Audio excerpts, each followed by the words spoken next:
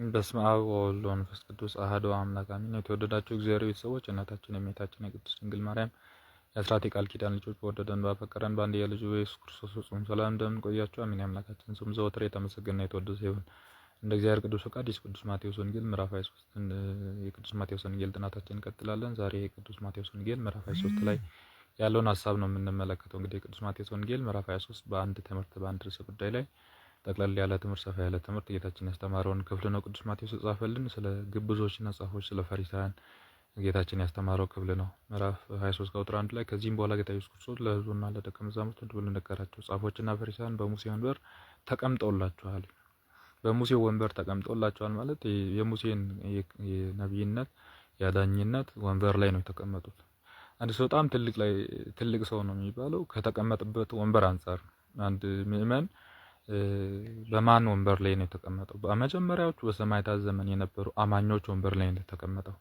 እነዚህ ነፍሳቸውን ለክርስቶስ የሰጡ አማኞች የተቀመጡበት ወንበር ነው። አማኝ ተብለን በሚል ክርስቲያኖች ሆኖ ተብሎ 8000 እኮ ተበታተነ፣ በመላው ዓለም ተበታተነ በእስጢፋኖስ መገደል እና በእነዚህ ወንበር ነው አንድ ምእመን ኦርቶዶክሳዊ ምእመን ኦርቶዶክሳዊ አማኝ የተቀመጠው።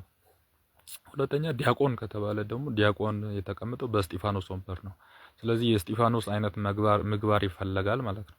ቄስ ከሆነ ደግሞ ሐዋርያቶቹ በእርግጥ እስከ ፕትርክና ነው እነሱን እጅ ጭኖባቸው የባረካቸው፣ እንደየማዕረጉ ይበልጣል ማለት ነው። ጳጳስ ፓትርያርክ እንደየማዕረጉ በዛው ልክ ነው የተቀመጠው። ትላልቆች አባቶች የተቀመጡት ወንበር ነው የተቀመጠ ነው። ስለዚህ የዛ አይነት ምግባር ያስፈልገናል። አሁን በሙሴ ወንበር ተቀምጠዋል ብሎ ጌታችን የተናገረው የሙሴ ወንበር ተቀምጠውበታል እንጂ የሙሴን ግብር እያደረጉ አይደለም ነው ጌታችን።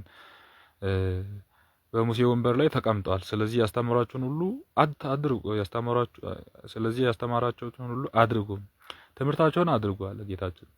በሙሴ ወንበር ተቀምጠዋል ማለት የሙሴን ወንበር ተቀምጠው መልካም አያረጉም ነው።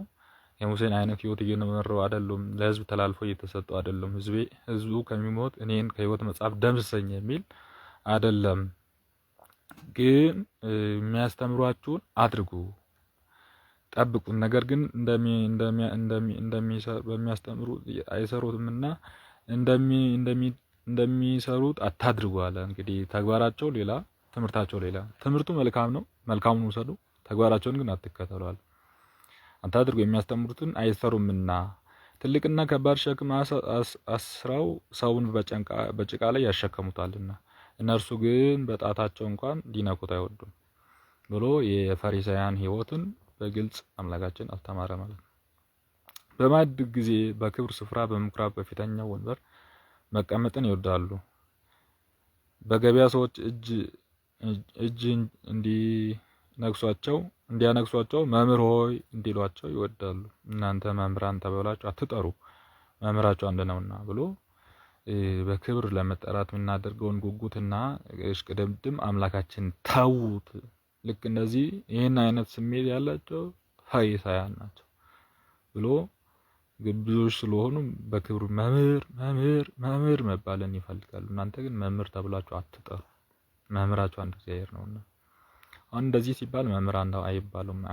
አሁን መጻሕፍት ትርጓሜ መምህራን፣ የቅኔ መምህራን፣ መጻሕፍት አዲሳት የብሉያት የቅኔ ሊቃውንት፣ የመነኮሳት መምህራን፣ የአቋቋም የድጓ መምህራን እነዚህ መምህር አይባሉም ማለት አይደለም። ግን መምህር ለመባል ብሎ መለከት የሚያስነፉትን ነው መምህር ተብላችሁ አትጠሩ። እናንተ መምህር ተብላችሁ እኔ መምህር ልባል አይገባኝም ነው ከመምህራን የሚጠበቀው። ህዝቡ ምእመናኑ መምህራን ይበሉ፣ ረቡኒ ይበሉ። መምህራኑ ግን ለኔ ይገባኛል ግን አይበል ነው የአምላካችን ትምህርት እንጂ መምህራን አትባሉ አይደለም። ሌላው የሰማይ አባታችሁ አንድ ነውና በምድርም ማንንም አባት ብላችሁ አትጥሩ። አሁን ይሄንን ሲባል እኛ ካህናትን ነፍስ አባቶቻችን አባቶች እንላለን። የክርስትና አባት አለን። 7 አባቶች ስድስት አባቶች በምድር አሉን። ሰማያዊ 7ኛ አባት እግዚአብሔር። ከእግዚአብሔር ጋር እኩል የሆነ አባትነት ግን የለም። አሁን አባት ተብላችሁ አትጥሩ የሚለው ሐሳብ የቆም መምህራን የሚባሉ አባቶች አሉ። የቆብ አባት ማለት በቅስና በድቁና የሾሙ ጳጳሳት ማለት ነው።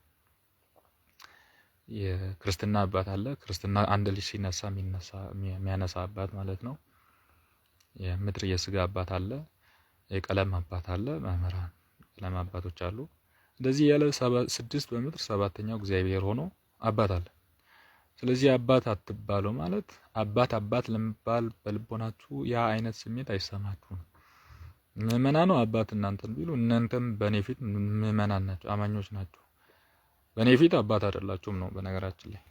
ስለዚህ አባት ለመባል ለመከበር አባፖ ለመባል አይደለም መሆን ያለባችሁ ብሎ አምላካችን በዚህ መልኩ አስተማረ። ሊቃችሁ አንድ እርሱም ክርስቶስ ነውና በምድር ሊቃውንት ተብላችሁ አትጠሩ።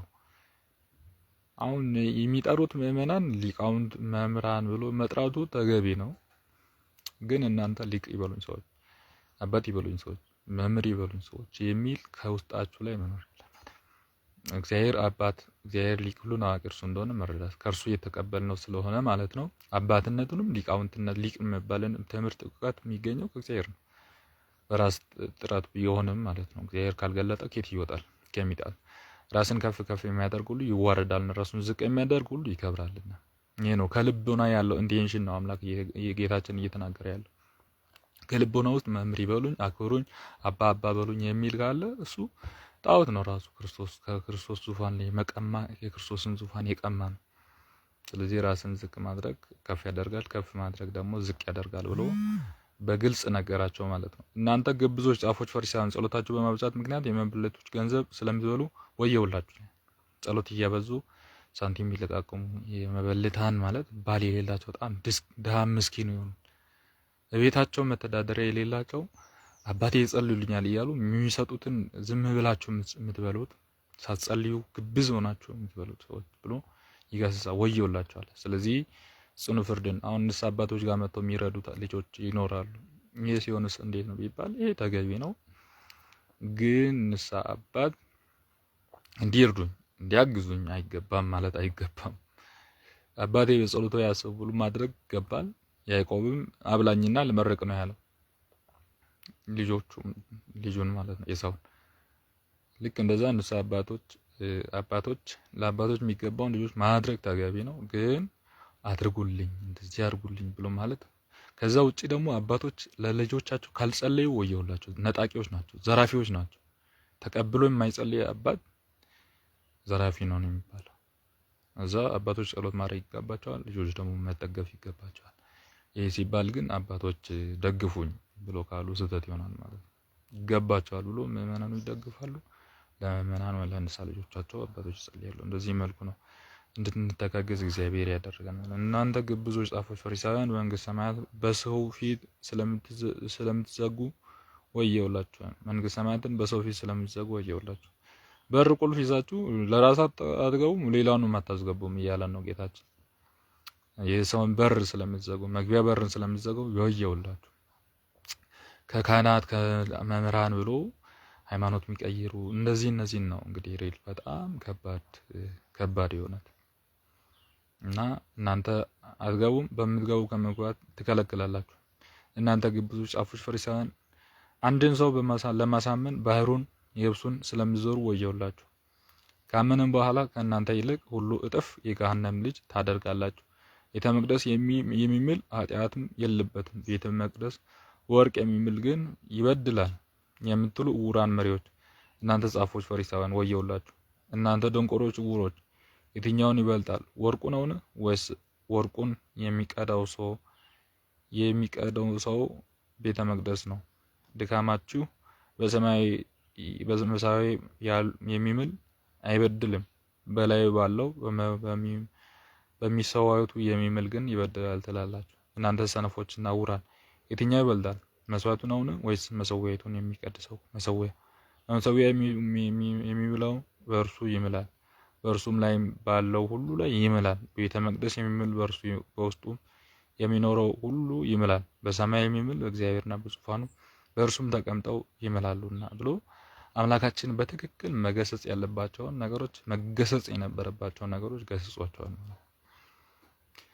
በመሰዊያው የሚምሉ በእርሱ በስሙ የሚምሉ ወየውላችሁ እያለ አስተማራቸው ማለት ነው። እናንተ ግብዞች፣ ጻፎች፣ ፈሪሳውያን ከአዝማድና ከእንስላል ከሙንም አስራትን ስለምታወጡ በኦሪት የሚለው ያለውን ታላቁን ትእዛዝ ፍርዱን፣ ምጽዋቱን፣ ታማኝነቱን ስለምታወጡ ወየውላችሁ፣ ስለምትወውት ወየውላችሁ። ይህን ልታደርጉ ልታው ይገባ ነበር። እናንተ ዕውራን መሪዎች፣ ተንታኞች፣ የምታጥሩ ትንኝን የምታጥሩ ግመልን የምትውጡ እናንተ ግብዞች ጻፎች፣ ፈሪሳውያን በውስጥ ቅሚያን ስስትን ተመልቶ ሳለ የጽዋውን የወጪቱን ወጪ ስለምታጥቡ ወየውላችሁ። እናንተ ዕውር ፈሪሳውያን፣ ውጭው ንጹሕ ይሆን ዘንድ አስቀድመ የጽዋውን ወጪቱን ውስጡን እጠበው፣ በውጭው አሳምሩ። የምታየው በውስጣቸው ግን የሙታን አጥንት ነው፣ እርኩሰት ሁሉ የተመላ ነው፣ የተለሰነ መቃብሮች የምትመስሉ እናንተ ግብዞች ጻፎች፣ ፈሪሳውያን ወየውላችሁ ብሎ አምላካችን አስተምሯል። የተለሰነ ግብዝ መቃብር ነው። የተለሰነ መቃብር ከላይ ያምራል፣ ከውስጡ ግን ትል ነው ያለበት። ውጭው ሆኖ በድንጋይ ተለስኗል፣ ግን ውስጡ ትል ነው ያለበት። መቃብር ደነኛውን ተቀብሎ ነቀዝን ነው ትልን ነው የሚያፈራው።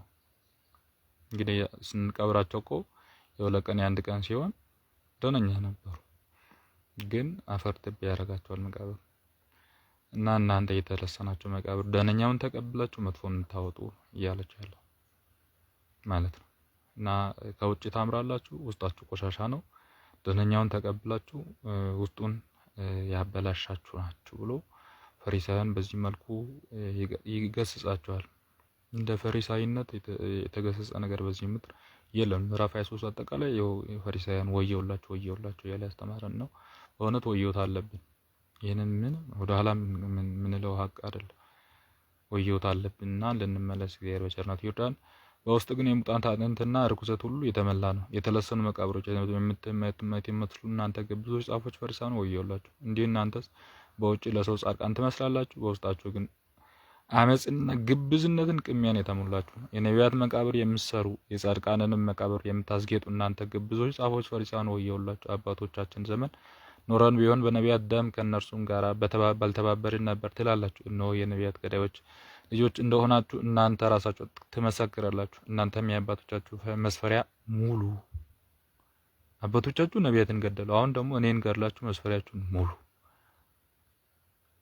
እኔን መግደል ነው የቀራችሁ እና አባቶቻችን ነቢያትን ገደሉ ትላላችሁ። እናንተም ከዚህ ውጭ አይደላችሁም፣ ገዳዮች ናችሁ እያለ እናንተ የአባቶቻችን መስፈሪያ ሙሉ። እናንተ እባቦች፣ የፉኝት ልጆች ከገሃነም ፍርድ ልታመጡ እንዴት ትወልዳላችሁ? እባብ ናችሁ አለ። መርዝ ታወጣላችሁና ውስጣችሁ ላይ መርዝ ነው ያለው። እባብ ናችሁ። እፉኝት ልጅ አለ። እፉኝት ባለፈውም ተነጋግረናል። ቅዱስ ማቴዎስ ወንጌል ምዕራፍ 3 ላይ እፉኝት ስትጸነስ አባቷን ትገድላለች። ለምን? ዘር መቀበያዋ የእፉኝት እናትየው ማለት ነው። ዘር መቀበያዋ ጠባብ ስለሆነ አባት ብልቱን በአፍ ነው የሚከተው። ዘር ተቀብለ የአባትን ብልት ነው የምትቆረጥመው። ስትቆረጥም አባት ይሞታል። ሲወለድ ደግሞ እፉኝት እናቷን ቀዳ ነው የምትወጣው። ስለዚህ ስትወለድ እናቷን ትገላለች፣ ስትጸነስ አባቷን ይገላል እፉኝት። እንደዚህ ካልሆነ መጸነስም መወለድ አይችልም። ስለዚህ እናንተ እፉኝት ልጆች ብሎ እባቦች፣ እፉኝቶች ብሎ ጻፎችን ፈሪሳውያንን ገስጿቸዋል። ወይቶ አለብን፣ ምንም ጥያቄ የለም። ጻፎችና ፈሪሳውያን ደግሞ እኛ ነን፣ ምንም ጥያቄ የለውም። እሱ ደግሞ እኛ ነን። ልታመልጡ እንዴት ትችላላችሁ? ስለዚህ እነሆ እኔ ነቢያትን፣ ጠቢባንን፣ ጻፎችን ወደ እናንተ